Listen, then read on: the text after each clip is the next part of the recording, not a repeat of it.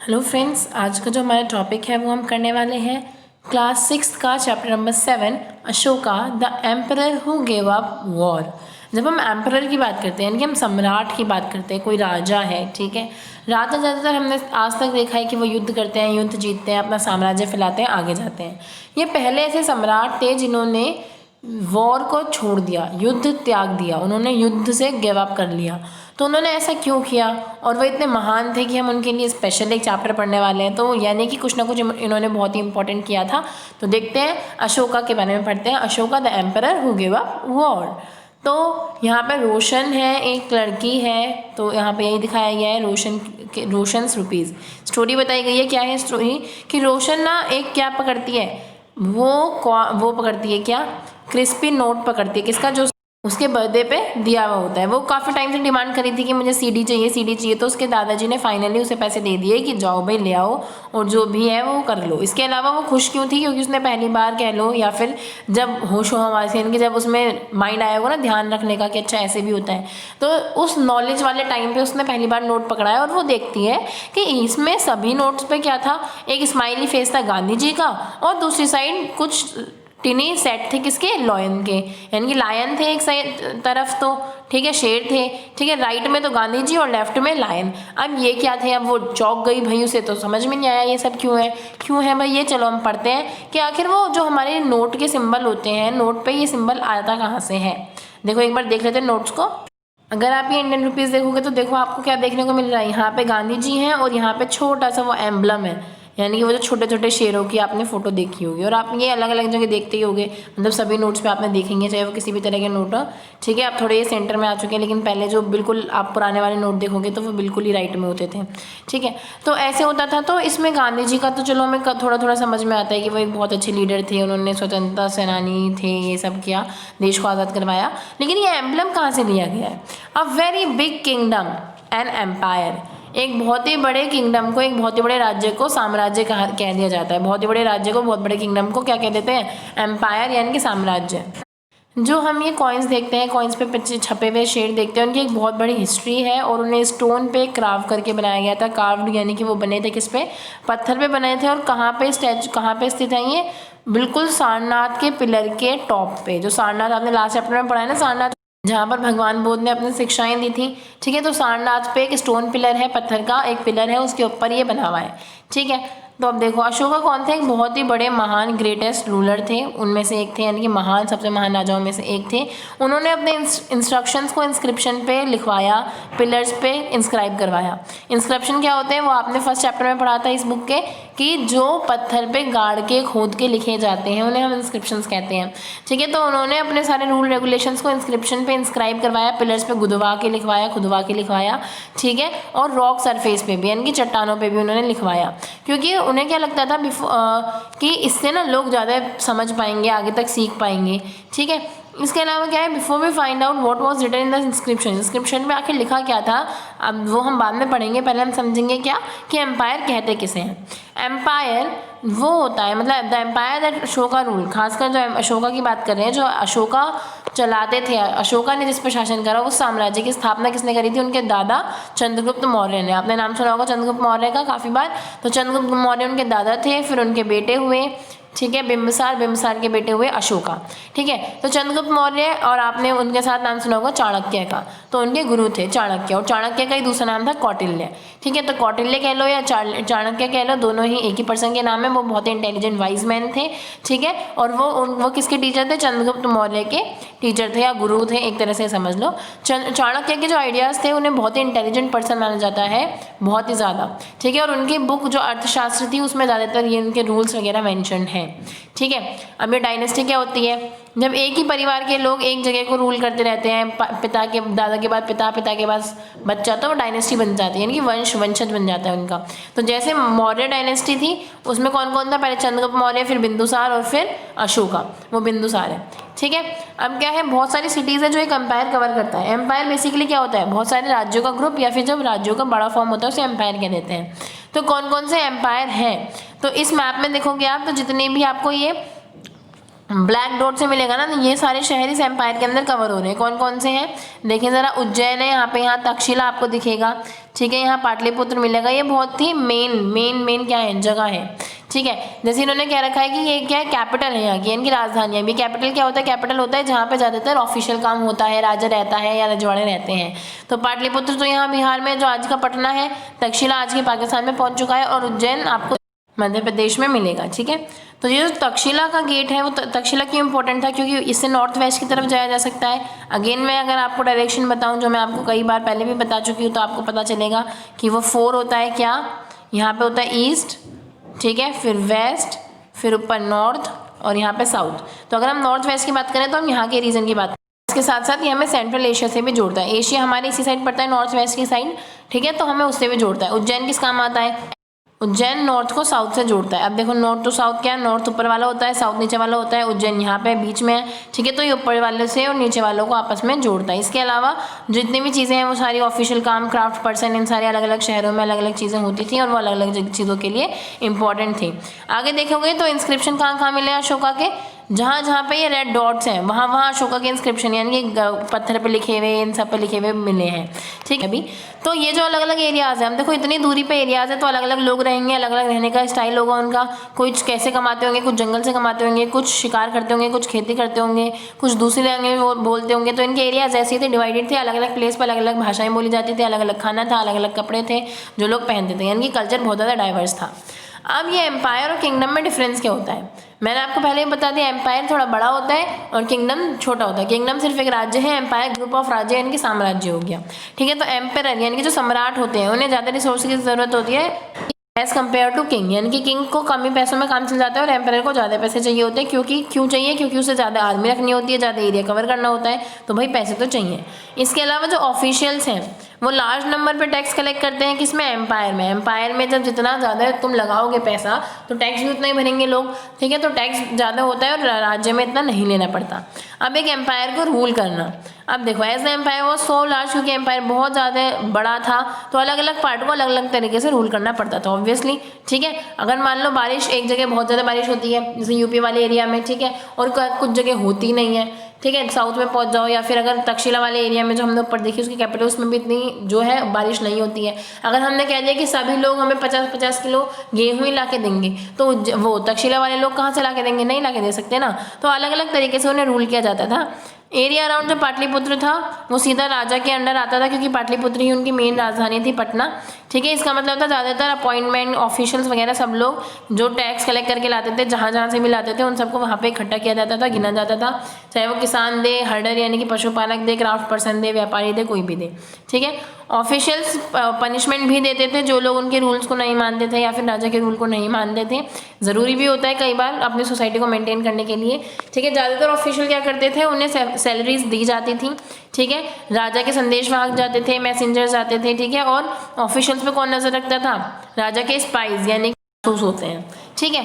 तो हमने देख लिया। अब इसके बाद क्या, जितनी भी रॉयल फैमिली वगैरह हैं, ये सारे जो लोग हैं वो अलग अलग कंट्रीज़ में या फिर अलग अलग बड़ी बड़ी सिटीज़ में ज़रूर रहती थी, सीनियर मिनिस्टर वगैरह रहते थे जिससे कंट्रोल अच्छा किया जा सके। यहाँ पे कुछ अदर प्रोविंस भी थी, यानी कि कुछ और भी प्रांत थे, जैसे कि कैपिटल हर एक जगह किसी न किसी प्रांतीय राजधानी से कवर किया जाता था। जैसे तक्षशिला के अंदर कुछ शहर दे दिए, उज्जैन के अंदर कुछ शहर दे दिए, ऐसे बांट दिया जाता था, ठीक है।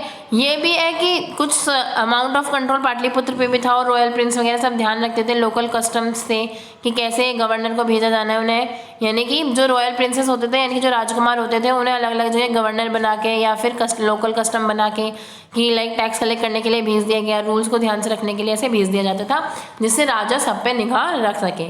इसके अलावा क्या था, बहुत ही बड़ा एरिया था किसके बीच में, इन सेंटर्स के बीच में। कैसे, मतलब अब देखो कितनी दूरी पे ये स्थित है, यहाँ पे है पाटलिपुत्र, यहाँ पे है उज्जैन और यहाँ है तक्षशिला। तो इनके बीच में रोडवेज भी तो चाहिए या फिर पानी की नदियाँ हो जिससे ट्रैवल किया जा सके। तो इसे ट्रैवल आसानी से किया जा सके इसलिए उन्होंने बहुत सारी रोड्स वगैरह नदियों पे काम करवाया, उन्हें ली बनवाई, ठीक है। ये सारी चीज़ें करी गई, ट्रांसपोर्ट पे काम किया गया। इसके अलावा अर्थशास्त्र बताते हैं कि Arthashastra tell us that north west was important for blanket. North west से क्या मंगाया जाता था, वो जो हमने तक्षशिला देखा ऊपर पाकिस्तान में जो चला गया वहाँ से ब्लैंकेट आते थे।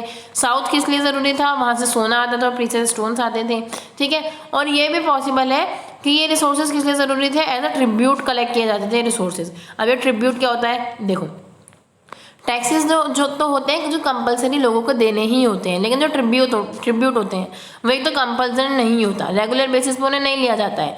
वो जब लोगों की इच्छा होती है या जब लोगों को लगता है कि अब हमारे पास इतना है कि हम राजा को भी मदद कर सकते हैं, तब वो लोग एज ट्रिब्यूट वो चीज़ें दे देते थे। ठीक है, तो टैक्सेस हमारा कंपलसरी होता है कि हमें देना ही है, जितना हमने कमाया उसके परसेंटेज में कुछ भी है, जैसे भी हमें देना ही है उतना। लेकिन ट्रिब्यूट ऐसा कंपल्शन नहीं होता, हमारी मर्जी होती है या फिर लोगों की मर्जी होती है।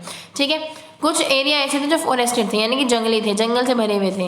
कहने को तो वो कुछ ज़्यादा कम हो या इंडिपेंडेंट ही थे, यानी कि ज़्यादातर तो इंडिपेंडेंट थे, बट स्टिल कुछ लोगों से एक्सपेक्ट किया जाता था, कुछ लोगों से उम्मीद रखी जाती थी कि वो मौर्य के ऑफिशियल्स को, यानी कि जो मौर्य के साम्राज्य में काम कर रहे हैं उन लोगों को क्या देंगे, हाथी, लकड़ी, हनी, वैक्स, ये सारी चीज़ें प्रोवाइड करवाएंगे, क्योंकि वो जंगल में रहते हैं और जंगल में ज़्यादातर वो अपनी चीज़ें रोजगार खुद ही चलाते थे। ज़्यादातर तो इंडिपेंडेंट थे, लेकिन फिर भी राजा थोड़ी सी हेल्प की उम्मीद रखता था।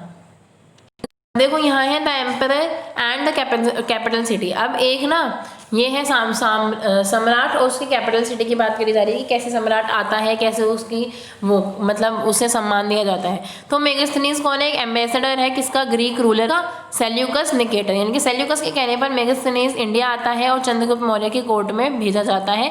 ठीक है, बाद में हम देखते हैं कि उसकी किसी मतलब चंद्रगुप्त की शादी हो गई थी, फिर उसकी बेटी थे मेगास्थनीज के। ठीक है, तो मेगास्थनीज जो है वो लिखता है एक अकाउंट, यानी कि उसे लिखने का बहुत शौक था, यानी कि वो राइटर था एक तरह का। तो वो लिखता है, क्या डिस्क्रिप्शन करता है कि जब राजा जब भी पब्लिक से मिलने आता था तो उसे ग्रैंड रॉयल, यानी कि बहुत ही बड़ा और रॉयल त्यौहार की तरह मनाया जाता है, रॉयल पर्व की तरह मनाया जाता है।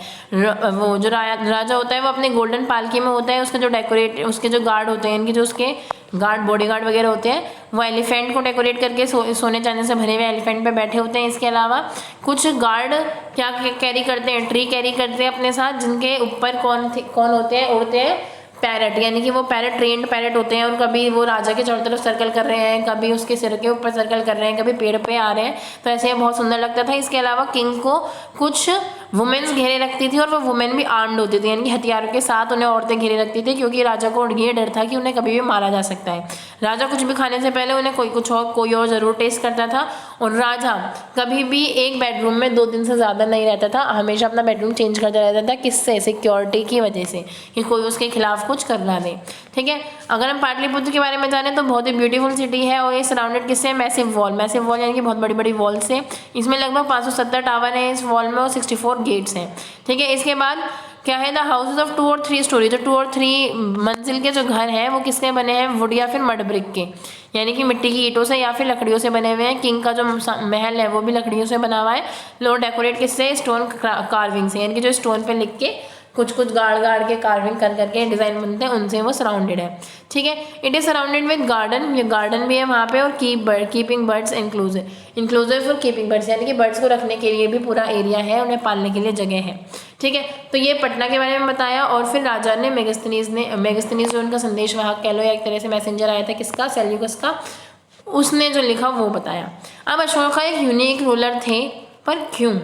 जो मोस्ट फेमस मौर्यन रूलर है वो अशोका रहे हैं, जिन्होंने इंस्क्रिप्शन लिखवाए वो हमने पढ़ लिया। उनके इंस्क्रिप्शन किस भाषा में, प्राकृत भाषा में, और लिखे किस लिपि में जाते हैं, ब्राह्मी लिपि में लिखे जाते हैं, क्योंकि इंस्क्रिप्शंस जो थे वो सबको पढ़ने होते थे और प्राकृत भाषा ऐसी थी तो सबको आती थी। तो प्राकृत भाषा में और कौन सी लिपि में, कौन सी स्क्रिप्ट में, ब्राह्मी स्क्रिप्ट में। अब अशोका's वॉर इन कलिंगा, अब ये क्या हुआ, कलिंगा कहाँ है, एंशिएंट कोस्टल उड़ीसा, जहाँ हमारा उड़ीसा है आज का, वहाँ उस जगह को पहले क्या कहते थे, कलिंगा कहते थे। तो देखोगे आप यहाँ पे कलिंगा लिख भी रहा है और यही एरिया आज को उड़ीसा है। तो उड़ीसा वाले पार्ट में देख रहे हैं जहाँ पे सबसे पहले ये था। अब क्या था सीन देखते हैं। हाँ, तो इसमें इन्होंने क्या किया, जो एंशिएंट नेम है उसका उड़ीसा का कलिंगा, उसमें अशोका ने क्या करी थी, एक युद्ध किया था और अशोका जीत गया था कलिंगा को। लेकिन उसमें इतनी ज़्यादा हॉरिफाइड सिचुएशन क्रिएट हो गई, यानी कि वो लोग मतलब इतनी ज़्यादा डरावनी सिचुएशन क्रिएट हो गई, लोग इतना डर गए, इतने लोग मरे, बहुत सारे लोग मरे, बहुत ज़्यादा वायलेंस हुआ, बहुत ज़्यादा खून बहे। ठीक है, इसके बाद जो राजा था वो उससे बहुत अनहैप्पी हो गया। राजा अपनी जीत के बाद भी खुश नहीं था, उसने युद्ध को त्याग दिया। उसने क्यों त्यागा, क्या था, अब हम देखेंगे। ऑब्वियसली बहुत सारे लोग मर गए थे, ज़िंदगी तबाह हो गई थी, तो उसने सोचा कि war is not the solution, तो उसने वहाँ से आगे बढ़ने की सोची। Ashoka's inscription describing the Kalinga war, Kalinga war के बारे में बताते हुए अशोका का इंस्क्रिप्शन, यहाँ पे हमें पता चलेगा कि आखिर अशोका के मन में क्या चल रहा था जब उसने कलिंगा के बाद वॉर को छोड़ दिया था। अब देखो, अशोका ने डिक्लेयर कर दिया था अपने इंस्क्रिप्शन में कि 8 ईयर हो गए मुझे राजा बने हुए और आज मैंने क्या कर लिया है, कलिंगा को कॉन्कर कर लिया है, यानी कि कलिंगा को जीत लिया है। अबाउट 1.5 लाख पीपल, यानी कि 1 या 1.5 लाख पीपल ऐसे हैं जो कि आज मर गए हैं, ठीक है। दिस फिल्म विद मी सोरो, वाई, ये मुझे दुख ही कर देता है, लेकिन क्यों कर देता है। वो कहते हैं कि जब भी wherever independent land is conquered, जब भी कोई भी लैंड को जीता जाता है, लाखों लोग मारे जाते हैं, उन्हें जेल में डाल दिया जाता है, ब्राह्मण्स को, मोंग को मार दिया जाता है। People who are kind to their relatives and friends, जो लोग अपने रिलेटिव और फ्रेंड से काइंड होते हैं, वो to their slaves and servants die and lose their loved ones, और जो कि रेस्पेक्ट करते हैं अपने स्लेव्स और सर्वेंट्स को भी, वो अपने लव्ड वंस को यानी कि अपने प्यारों को खो देते हैं। यानी कि जो लोग अपने परिवार से प्यार करते हैं वो अपने परिवार वालों को खो देते हैं। इसलिए मैं दुखी हूँ और मैंने डिसाइड किया है कि मैं धर्म का प्रचार करूँगा और उन्हें पढ़ाऊँगा, ठीक है। वो बिलीव करते थे कि लोगों को ऐसे जीतना है, कैसे धम्मा से जीतना है, ठीक है, वो बेटर है किसी लड़ाई को लड़ने से ज़्यादा, ठीक है। वो कहते हैं मैं इस मैसेज को इसलिए गाड़ कर लिख रहा हूँ कि फ्यूचर वाले जो मेरे बेटे या पड़पोते या पोते हों, वो लोग इस चीज़ को समझे और उसे आगे लेके जाएं। इसके अलावा instead they should try to think about how to spread dhamma, ठीक है। अब उन्हें लगता है कि युद्ध के अलावा उन्हें सोचना किसके बारे में चाहिए कि धम्मा को कैसे फैलाया जाए। अब ये अशोक का धम्मा था क्या। देखो, अशोक धम्मा कोई मतलब एक तरह से कोई वर्शिप ऑफ गॉड, एक भगवान की पूजा नहीं थी, तो क्या था, वो परफॉर्मेंस या सेक्रीफाइस को जो आगे बढ़ाना होता है ये नहीं करता था, यानी कि रीति रिवाजों को नहीं मानता था। वो फिर कहता क्या है, वो एक पिता की तरह, जैसे एक पिता अपने बच्चों को समझाता है ना, वो ऐसे समझाने का ट्राई करता है कि हम लोगों को ही had a duty to instruct his subject. उसे लगता है कि मैं एक राजा हूँ, राजा बच्चों का पिता जैसा होता है, यानी कि साम्राज्य का पिता जैसा होता है, तो मुझे उन्हें इंस्ट्रक्ट करना चाहिए। और उसने क्या करी, फिर वो इंस्पायर हुआ किससे, बुद्धा की टीचिंग से, कि लॉर्ड बुद्धा ने क्या क्या कहा है, वो उससे बहुत इंस्पायर हुआ, उसे वो चीज़ें बहुत ज़्यादा ठीक लगी। बहुत सारी प्रॉब्लम्स आई, ठीक है, जिन्होंने उसे परेशान किया। People in empire follow different religion, जैसे अलग अलग लोग रहते थे तो अलग अलग धर्म फॉलो करते थे, कुछ लोग अलग अलग कॉन्फ्लिक्ट उठा देते थे इनमें, क्योंकि अब क्या था, धम्मा था किसी एक धर्म को ना मानना, सबको रिस्पॉन्सिबल, सबको रिस्पेक्ट देना, और साथ में क्या था, वो किसी एक वर्शिप या एक पूजा के तरीके से एसोसिएटेड नहीं था, वो एक नया ही तरीका बता रहा था कि आप सब लोग उसमें कॉमनली आ सकते हैं। तो फिर अब उसे परेशानी क्या हुई, अब अलग अलग रिलीजन के लोग रहते हैं, अलग अलग तरह की कॉन्फ्लिक्ट है। एनिमल्स को अभी भी सेक्रीफाइस यानी कि उनमें बलि चढ़ा दी जाती है। स्लेव्स और सर्वेंट्स को भी बुरी तरह ट्रीट किया जाता है, यानी कि जो नौकर और नौकरानी होते हैं। इसके अलावा क्या है, देवर क्वारल्स, और फैमिलीज़ में लड़ाई वगैरह चलती है, पड़ोसियों में लड़ाई वगैरह चलती थी। अशोका ने अपनी ड्यूटी समझी कि उसे ये प्रॉब्लम सॉल्व करनी चाहिए। फिर उसने क्या करा, कुछ ऑफिशियल्स अपॉइंट करे, जिसे उन्होंने कहा धम्मा महात्मा। अब धम्मा महामत्ता क्या था, धम्मा महामत्ता एक तरह से वो ऑफिशियल्स थे जो कि धर्म का प्रचार करते हैं आगे जाके। Who went from place to place, एक जगह से दूसरी जगह जाते हैं और धम्मा पढ़ाते हैं, ठीक है। Beside Ashoka got his message inscribed on routes, rocks and pillars. जब तक अब तक क्या हुआ था, इंस्क्रिप्शन बन चुके थे, तो अशोका ने इंस्क्रिप्शन खुदवाए थे कि जो लोग पढ़ सके उन्हें पढ़ो, और जो लोग नहीं पढ़ सकते तो वो अपने ऑफिशियल से कहते थे उन्हें पढ़कर सुनाया जाए। उसके अलावा क्या अशोका ने सेंड किया था, उसने कुछ मैसेंजर भी सेंड करे थे अलग अलग कंट्रीज़ में, जैसे सीरिया में, इजिप्ट में, ग्रीस में और श्रीलंका में, ठीक है। आपको इन्हें मैप में देखना है। अगर हम यहाँ मैप में देखें तो आपको ग्रीस यहाँ पे हाईलाइटेड से दिख रहा है, इराक किसी के पास है, और इजिप्ट यहाँ साउथ अफ्रीका में आपको देखने को मिलेगा, ठीक है। और श्रीलंका आपको पता ही है हमारे नीचे आता है यहाँ पे, ठीक है, इंडिया के नीचे वाले जो पोर्शन है, तो हम इस पर देखेंगे अच्छे से।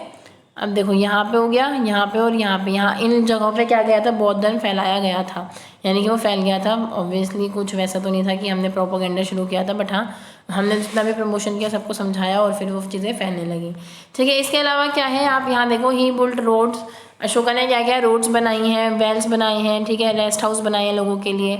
उसने सभी के लिए मेडिकल ट्रीटमेंट अरेंज करवाए हैं, चाहे वो जानवर हो या फिर वो ह्यूमन बीइंग हो। और यहाँ क्या है, रामपुरवा बुल, ये रामपुरवा बुल क्या है, ये बहुत ही फाइनली पॉलिश, यानी कि बहुत ही अच्छे से पॉलिश करी हुई एक बुल है, स्कल्पचर है जो कि पत्थर पे बना हुआ है, जो कि मौर्यन पिलर में फाउंड किया गया था, मौर्यन पिलर्स में से मिला है, रामपुरा बिहार में से। और आज ये कहाँ है, राष्ट्रपति भवन में, जो कि एग्जाम्पल दिखाता है कि हमारे लोग कितने स्किलफुल थे। अब क्या है, Ashoka message to subject, Ashoka क्या मैसेज देना चाहते हैं, people perform a variety of ritual. वो कहते हैं कि पीपल जो लोग हैं वो बहुत सारे तरह की परंपराएं निभाते हैं, कोई बीमार है तो अलग कुछ परंपरा, कोई किसी की शादी हुई है तो परंपरा, परंपराएं, ठीक है, कुछ वो चीज़ें, किसी का बच्चा हुआ है तो वो चीज़ें, कहीं घूमने जा रहे हैं तो वो परंपराएं, रिचुअल्स, रीति रिवाज को मानना है, ठीक है। तो ये रिचुअल्स वो कहते हैं ये रीति रिवाज यूज़फुल नहीं है, ज़रूरी नहीं है कि यूज़ किया जाए। अगर हम इसकी जगह आप ऑब्जर्व करें और कुछ प्रैक्टिसेस को करें तो फिर ज़्यादा फ्रूटफुल रहेगा। अब ये कौन सी प्रैक्टिसेस की बात कर रहे हैं, वो कह रहे हैं कि हम जेंटल रहें, हम सभ्य रहें, हम लोगों से प्यार से बात करें, किसके साथ, स्लेव, सर्वेंट, सबके साथ हम जेंटल रहें, ठीक है। हम बड़ों की रेस्पेक्ट करें, हम treating all creature with compassion, सबको प्यार की निगाहों से देखने लगे, ठीक है। वो गिफ्ट्स देने लगे किसी ब्राह्मण और मूस को। ये क्या है, it is the wrong way, it is the both wrong to praise one's own religion और क्रिटिसाइज अनदर। वो कहते हैं कि किसी एक अपने धर्म को प्रेज कर रहा है और दूसरों को नुकसान पहुंचा रहा है, उसे क्रिटिसाइज कर रहा है, ये दोनों ही तरीके गलत है। हमें सबको सम्मान लेके चलना है, तो कोई अपने ऊपर प्राउड भी ना करे और कोई अपने आप को छोटा भी ना आके, ठीक है। अगर कोई एक ऐसे प्रेज करेगा तो बाकी लोगों को थोड़ा क्रिटिसाइजेशन थोड़ा लगेगा कि हाँ भाई क्रिटिसाइज हो रही हूँ मैं, या फिर हमारी तो कोई वैल्यू ही नहीं है, हमारी उसे गलत कहा जा रहा है, तो लोग नहीं जुड़ पाएंगे, ठीक है। और हमें एक दूसरे के आइडिया को, रिलीजन को समझना चाहिए, और जहाँ तक है वो ओवरऑल कहीं ना कहीं एक ज़रूर निकलता है उसका आइडिया, तो हमें उसे समझना चाहिए। अब क्या है, ब्राह्मी लिपि की एक स्क्रिप्ट दे रखी है। ब्राह्मी लिपि की स्क्रिप्ट क्या है, ये जो लेटर्स हैं ये ब्राह्मी लिपि में लिखे गए हैं। जैसे यहाँ देवनागरी आपको पता है, ठीक है, आप ये तो ए तो समझ गए होंगे देवनागरी का, बाकी आप समझे हो या ना समझे हो, तो ये बंगाली वगैरह में लिखने जाने वाले ए हैं, ठीक है।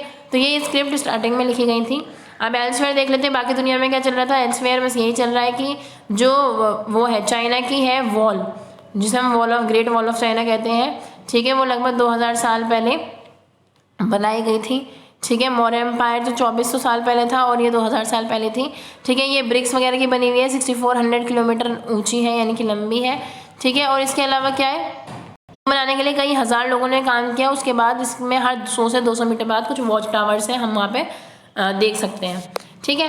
तो हमने देख लिया कि चाइना में क्या था, यानी कि इंस्क्रिप्शन जो गढ़े गए थे। वो इंस्क्रिप्शन क्या होता है, वो लिखी हुई चीज़ें जो पत्थरों पे गढ़ी जाती हैं। एक बार अगर हम इसके डेफिनेशन वर्ड देख लें, एम्पायर वो साम्राज्य से होता है जो कि बहुत बड़ा होता है राज्य से, और उसमें बहुत ज़्यादा रिसोर्सेज की जरूरत होती है। कैपिटल जहाँ पे सारे ऑफिशियल काम होते हैं, लोग इकट्ठे होते हैं। प्रोविंस जो एक प्रांत होता है, यानी कि कुछ जगह का एक जगह का एक जो जगह है, स्पेशली कोई एक सिटी इतनी इंपॉर्टेंट हो सकती है जिसे आप प्रांत कहो। जैसे इसमें कौन थे, तक्षशिला, उज्जैन और पाटलिपुत्र। धम्मा क्या है, धम्मा एक तरह का आइडिया है किसने, जो अशोका ने इंट्रोड्यूस किया है, जिसमें हर धर्म का पालन होता है, हर धर्म को रिस्पेक्ट की जाती है, किसी को डिमीन नहीं किया जाता, ठीक है। ये सारी चीज़ें। मैसेंजर कौन होता है, संदेशवाहक जो होता है, जो मान लो कि मैंने कोई पत्र भेजा, मैं कहीं की रानी हूँ, मैंने कोई पत्र भेजा, वो किसी और के पास गया, तो कोई मैसेंजर उसे लेके गया होगा। ऑफिशियल क्या होते हैं, जो अधिकारी लोग होते हैं, अधिकार वर्ग होता है, वो लोग ऑफिशियल्स होते हैं। इसके अलावा इन्हें पढ़ना नहीं है, बट हाँ हम देख सकते हैं कि कौन कौन से कॉइन है। जैसे इंडो ग्रीक का कॉइन देख लो आप, ये रहा, ये कुशान कॉइन बहुत ज़्यादा इंपॉर्टेंट हो गए थे उस टाइम, तो अलग अलग राजाओं ने अपने अपने अलग अलग तरह के क्या निकाले थे, कॉइन निकाले थे। कुशान कॉइन हो गया, उसके बाद शका कॉइन हो गया। शक जो लोग हैं, कुशान कौन है, ये आप नेक्स्ट चैप्टर्स में और नेक्स्ट बुक में पढ़ोगे। सातवाहन कॉइन, अब ये सातवाहन कौन है, सातवाहन कौन है, शक कौन है, कुशान कौन है, इंडो ग्रीक कौन है, ये सारी जो चीज़ें हैं आप अभी बाद में पढ़ोगे।